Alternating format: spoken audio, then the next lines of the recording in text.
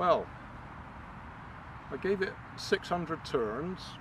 It should be able to take up to 1,000 or more. And initially it was just about holding its own.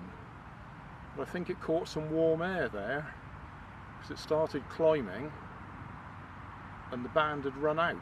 So it was still climbing in a thermal. Luckily it came down before we got to the road. So I think the safest thing is call that a day.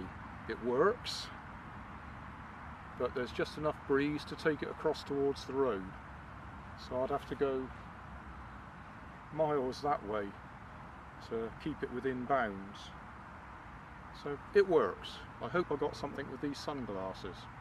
Hey, thanks for watching. There's plenty of videos on my main channel with more added daily, so don't forget to subscribe and enable the notifications to keep you up to date with my new releases. You can help keep my channel running by donating $1 on Patreon to buy me coffee. You can always find more information in the video description. Thanks again for watching.